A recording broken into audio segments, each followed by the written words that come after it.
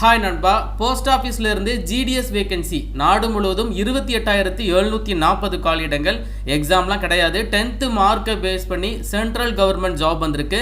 நம்ம தமிழகத்தில் 2000க்கும் அதிகமான காலியிடங்கள். உங்கள் சொந்த ஊரில் இருக்கக்கூடிய தபால் துறையில் நீங்கள் வேலைக்கு போகலாம். இந்த ஜாபை எக்ஸ்பிளைன் பண்ணி நம்ம வீடியோ போட்டிருக்கோம். அதே மாதிரி எப்படி இந்த ஜாபுக்கு ரிஜிஸ்ட்ரேஷன் கம்ப்ளீட் பண்ணணும் அப்படிங்கிறதையும் நான் தெளிவாக ஒரு வீடியோ போட்டிருக்கேன். அந்த வீடியோ பார்க்கக்கூடிய லிங்கை டிஸ்கிரிப்ஷன் பாக்ஸ்லையும் மேலே கார்ட்லையும் செக் பண்ணி பாருங்க. இந்த ஜாபுக்கு ரிஜிஸ்ட்ரேஷனை கம்ப்ளீட் பண்ணிட்டீங்க அப்படின்னா அதை ஃபாலோ பண்ணி நீங்க அப்ளிகேஷன் ஃபார்மை கம்ப்ளீட் பண்ணணும். ஸோ அப்ளிகேஷன் சப்மிஷன் வந்து இப்போ ஸ்டார்ட் பண்ணிட்டாங்க. பிப்ரவரி 16ஆம் தேதிக்குள்ள நீங்க அப்ளை பண்ணிடணும். எப்படி அப்ளை பண்றது ஸ்டெப் பை ஸ்டெப்பா நான் உங்களுக்கு சொல்றேன்.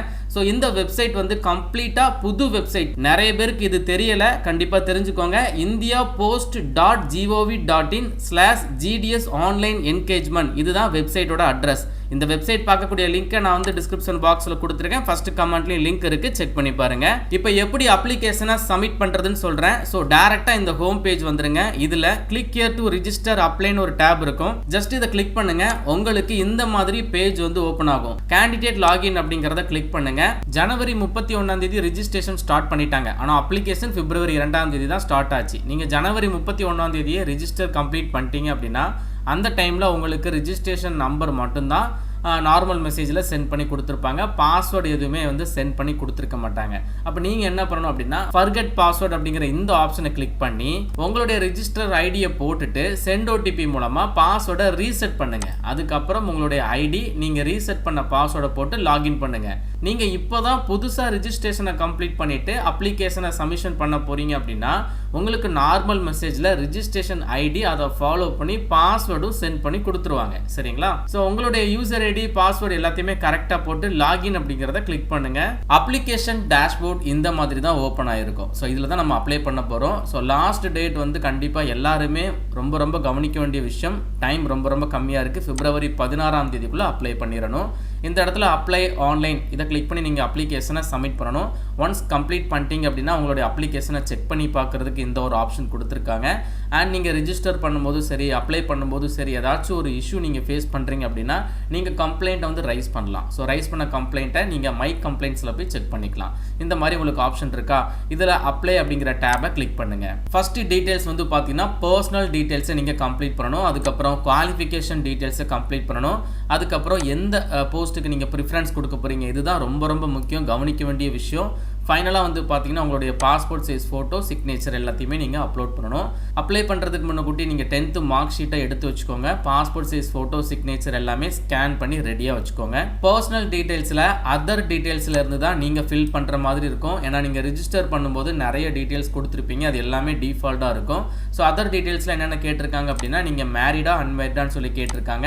ஸோ அந்த ஆப்ஷன் கொடுத்துருங்க. பர்சன் வித் டிசபிலிட்டி அப்படின்னு சொல்லி கேட்டிருக்காங்க. எஸ்னா எஸ் கொடுத்துருங்க, நோனா நோ கொடுத்துருங்க.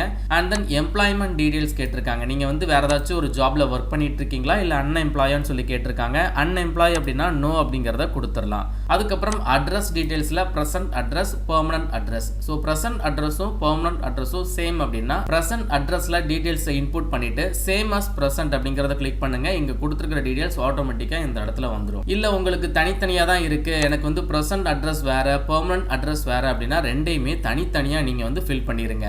ஒன்ஸ் அகைன் எல்லாத்தையுமே செக் பண்ணிட்டு சேவ் அண்ட் நெக்ஸ்ட் அப்படிங்கிறத கிளிக் பண்ணுங்க.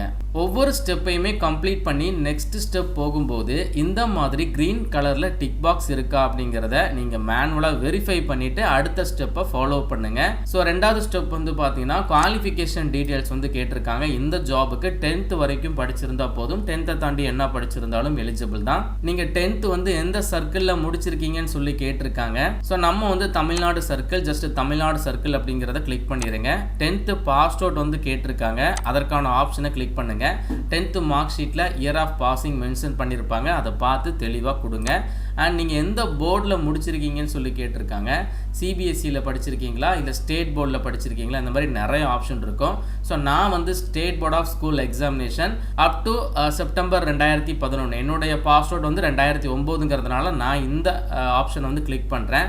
நீங்கள் 2011க்கு அப்புறம் ஸ்டேட் போர்டில் கம்ப்ளீட் பண்ணியிருக்கீங்க அப்படின்னா உங்களுக்கான ஆப்ஷனை சூஸ் பண்ணிக்கோங்க. அண்ட் தென் எஸ்எஸ்சி மெமோ நம்பர்னா ஒன்றும் இல்லை, உங்களுடைய ரிஜிஸ்ட்ரேஷன் நம்பர் இல்லைனா ரோல் நம்பர் அப்படின்னு சொல்லக்கூடிய நம்பரை தான் இந்த இடத்துல நீங்கள் இன்புட்டாக கொடுக்கணும்.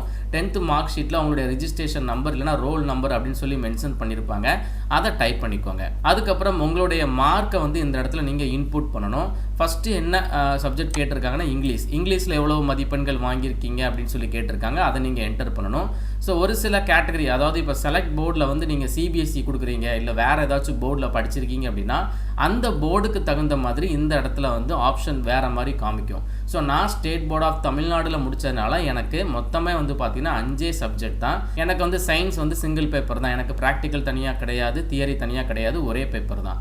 ஸோ நீங்கள் எப்படி படிச்சிருக்கீங்களோ அதுக்கு தகுந்த மாதிரி இந்த ஆப்ஷன் வந்து சேஞ்ச் ஆகும். அதே மாதிரி மார்க் ஷீட்டில் என்ன மதிப்பெண்கள் போட்டிருக்காங்களோ அதை தெளிவாக நீங்கள் கொடுங்க. இதில் எந்த ஒரு பிழையுமே பண்ணிடாமல் தெளிவாக டீட்டெயில்ஸ் எல்லாத்தையுமே இன்புட் பண்ணிடுங்க. அதுக்கப்புறம் have you studied any additional லாங்குவேஜ்னு சொல்லி கேட்டிருக்காங்க. ஏதாச்சும் அடிஷ்னல் லாங்குவேஜ் எக்ஸ்ட்ராவாக படிச்சிருக்கீங்க அப்படின்னா அந்த ஆப்ஷன் கொடுங்க, இல்லைனா நோ அப்படிங்கிறத கொடுத்துட்டு சேவ் அண்ட் நெக்ஸ்ட்டை ப்ரொசீட் பண்ணுங்க. மூணாவது ஸ்டெப் வந்து பார்த்தீங்கன்னா போஸ்ட் ப்ரிஃபரன்ஸ். நீங்கள் எந்த போஸ்ட்டுக்கு ப்ரிஃபரன்ஸ் முன்னுரிமை கொடுக்க போகிறீங்க அப்படின்னு சொல்லி கேட்டிருக்காங்க. செலக்ட் சர்க்கிளில் நம்ம தமிழ்நாடு சர்க்கிள் அப்படிங்கிறத கிளிக் பண்ணிடுங்க. தமிழ்நாட்டுக்குள்ளே நிறைய டிவிஷன் இருக்குது. நான் ஆல்ரெடி ரெஜிஸ்டர் பண்ண வீடியோவில் சொல்லியிருப்பேன். 38 மாவட்டங்கள் வழியாக நிறைய டிவிஷன் இருக்குது. ஸோ இதில் ஒரு சில மாவட்டத்தினுடைய பேர் இல்லை அப்படின்னா பக்கத்து மாவட்டத்தில் அந்த டிவிஷனில் இருக்கும். ஸோ அதனால் நீங்கள் அதை தெளிவாக செக் பண்ணி பார்த்துட்டு உங்களுடைய டிவிஷன் என்னங்கிறத நீங்கள் தான் சூஸ் பண்ணணும். இப்போ நான் வந்து தூத்துக்குடி மாவட்டம், தனியாக தூத்துக்குடி டிவிஷன் அப்படின்னு சொல்லி ஒரு டிவிஷன் இருக்கிறதுனால நான் அந்த டிவிஷனை வந்து கிளிக் பண்ணுறேன். ஸோ தூத்துக்குடி டிவிஷனில் என்ன மாதிரியான ஜாப்லாம் இருக்குது அப்படிங்கிறத தெளிவாக வந்து லிஸ்ட் அவுட் பண்ணியிருக்காங்க. ஸோ அதில் போஸ்ட் டீட்டெயில்ஸை நீங்கள் செக் பண்ணி பார்க்கும்போது தூத்துக்குடி மாவட்டத்தில் சரௌண்டிங்ஸில் இருக்கக்கூடிய ஊராட்சி நகராட்சி எல்லா வேலை வாய்ப்புமே இந்த இடத்துல வந்துடும். ஸோ அது ABPM, அதாவது அசிஸ்டன்ட் பிரான்ச் போஸ்ட் மாஸ்டரில் இருக்கா இல்லை பிரான்ச் போஸ்ட் மாஸ்டரில் இருக்கா, இந்த மாதிரி எல்லா ஆப்ஷனுமே வந்துடும். அண்ட் கம்யூனிட்டி வைஸாக வேகன்சி பார்க்கும்போது SC வேகன்சியும் அன்ரிசர்வ்ட் வேகன்சி மட்டும்தான் எனக்கு லோட் ஆகும். ரீசன் என்ன அப்படின்னா கம்யூனிட்டியில் SCன்னு சொல்லி போட்டு நான் ஃபாலோ பண்ணுறேன், அதனால் இந்த 2 கம்யூனிட்டி வேகன்சி மட்டும்தான் எனக்கு காமிக்கும். ஸோ நீங்கள் OBCன்னு சொல்லி போட்டு நீங்கள் அப்ளை பண்ணுறீங்க அப்படின்னா OBC வேகன்சியும் அன்ரிசர்வ்ட் வேகன்சியும் உங்களுக்கு ஷோ ஆகும்.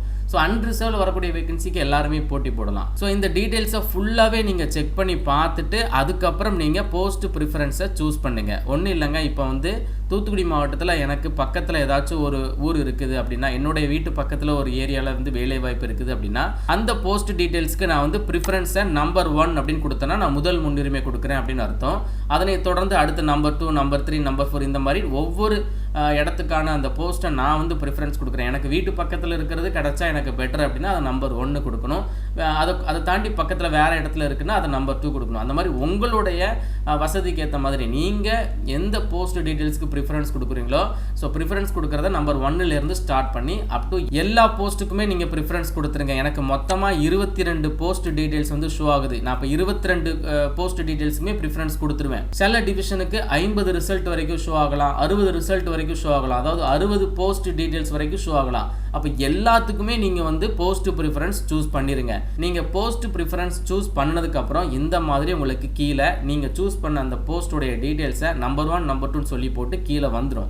ஸோ இதுலேயுமே நீங்கள் வந்து செக் பண்ணி பார்த்துக்கலாம். எனக்கு 22 வேகன்சி 22 ரிசல்ட்டாக காமிச்சிது. ஸோ நான் எல்லாத்துக்குமே வந்து போஸ்ட் ப்ரிஃபரன்ஸ் கொடுத்துட்டேன். ஃபைனல் ஸ்டேஜ் வந்து பார்த்தீங்கன்னா பாஸ்போர்ட் சைஸ் ஃபோட்டோவை இந்த இடத்துல நீங்கள் சூஸ் ஃபைலை கொடுத்து அப்லோட் பண்ணணும். அண்ட் இந்த இடத்துல சிக்னேச்சர் ஃபைலை நீங்கள் அப்லோட் பண்ணணும். ரெண்டுமே வந்து பார்த்தீங்கன்னா JPG ஃபார்மேட்டில் தான் இருக்கணும். சரிங்களா? ஃபைல் சைஸ் எவ்வளோ இருக்கணும் அப்படிங்கிறத நோட்டிஃபிகேஷனில் தெளிவாக போட்டிருக்காங்க. பாஸ்போர்ட் சைஸ் ஃபோட்டோ வந்து 30 KBலேருந்து 100 KBக்குள்ளே இருக்கணும். அதனுடைய ஆஸ்பெக்ட் ரேஷியோ வந்து 4:5 அப்படிங்கிறத தெளிவாக போட்டிருக்காங்க. இதுக்கு தகுந்த மாதிரி passport size photo, recent passport size ஃபோட்டோவை நீங்கள் ஸ்கேன் பண்ணி வச்சுக்கோங்க. சிக்னேச்சர் வந்து 20 KBலேருந்து 100 KBக்குள்ளே இருக்கணும். 5:2 ratio, 5 centimetre width 2 centimetre height, இந்த காலம்குள்ளே உங்களுடைய சிக்னேச்சரை நீங்கள் வந்து ட்ரா பண்ணி அதை நீங்கள் ஸ்கேன் பண்ணி வச்சுக்கோங்க. JPG இல்லைனா JPEG இந்த 2 ஃபார்மேட்டில் ஏதாச்சும் ஒரு ஃபார்மேட்டில் தான் இருக்கணும். ஃபோட்டோ சிக்னேச்சர் எல்லாத்தையுமே அப்லோட் பண்ணிவிட்டு இந்த இடத்துல பார்த்தீங்கன்னா ஒரு டிக்ளரேஷன் பாக்ஸ் இருக்கும். ஐ கன்ஃபார்ம் அப்படிங்கிறத கொடுத்துட்டு ப்ரிவ்யூ அப்படிங்கிறத கிளிக் பண்ணுங்கள். டீட்டெயில்ஸ் எல்லாமே கரெக்டாக இருக்கான்னு ஒன் பை ஒன்னாக செக் பண்ணி பார்த்துட்டு அதுக்கப்புறம் நீங்கள் சப்மிட் அப்ளிகேஷன் அப்படிங்கிறத கிளிக் பண்ணுங்கள். ஒரு வேளை தப்பாக கொடுத்துருக்கீங்கன்னா எடிட் அப்ளிகேஷன் கிளிக் பண்ணிக்கோங்க. நான் ஃபேஸ் பண்ண இஷ்யூ வந்து பார்த்தீங்கன்னா சிக்னேச்சர் அப்லோட் பண்ணும்போது ரொம்ப எரர் வந்துகிட்டே இருந்தது. ஸோ அதை சரி பண்ணுறதுக்காக நான் ChatGPT யூஸ் பண்ணேன். ஸோ நீங்களும் அந்த மாதிரி கரெக்டாக அந்த ஆஸ்பெக்ட் ரேஷியோ, அந்த ஃபைல் ஃபார்மேட்டு, ஃபைல் சைஸ் எல்லாத்தையும் கரெக்டாக ஃபிக்ஸ் பண்ணுறீங்கன்னா உங்களுக்கு எந்த இஷ்யூமே வராது.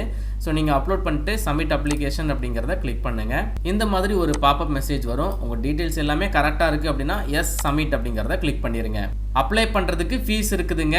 SC/ST கேண்டிடேட், அப்ளை பண்ணுற எல்லா பெண்கள், அதுக்கப்புறம் பர்சன் வித் டிசபிலிட்டி, திருநங்கைகள், இவங்க எல்லாருக்குமே ஃபீஸே கிடையாது. ஃப்ரீயாகவே அப்ளை பண்ணிக்கலாம். மீதி இருக்கக்கூடிய வகுப்புகளை சேர்ந்த ஆண்களுக்கு மட்டும் ₹100 அப்ளிகேஷன் ஃபீஸ் வரும். ஸோ நான் காமிச்ச அப்ளிகேஷனில் கம்யூனிட்டி வந்து எஸ்சின்னு போட்டதுனால எனக்கு அப்ளிகேஷன் ஃபீஸ் வந்து ஷோ ஆகலை. உங்களுக்கு அப்ளிகேஷன் ஃபீஸ் காமிக்குது அப்படின்னா நீங்கள் அதை பே பண்ணிடுங்க. ஒன்ஸ் எல்லாத்தையுமே கம்ப்ளீட் பண்ணிட்டீங்க அப்படின்னா மை அப்ளிகேஷன் ஸ்டேட்டஸை கிளிக் பண்ணி உங்கள் அப்ளிகேஷன் எந்த ஸ்டேஜில் இருக்குன்னு சொல்லி செக் பண்ணி பார்த்துக்கோங்க. பிப்ரவரி 16ஆம் தேதிக்குள்ளே நீங்கள் அப்ளை பண்ணிடுங்க. உங்களுக்கு ஏதாச்சும் டவுட் இருக்குன்னா கமெண்ட் பாக்ஸில் மென்ஷன் பண்ணுங்கள். இந்த வீடியோவை மறக்காமல் உங்கள் ஃப்ரெண்ட்ஸ் எல்லாருக்கும் ஷேர் பண்ணி கொடுத்துருங்க. மேலும் ஒரு நல்ல வேலைவாய்ப்பு தகவலுடன் நான் உங்களை சந்திக்கிறேன். தேங்க்ஸ் ஃபார் வாட்சிங். See you. Bye.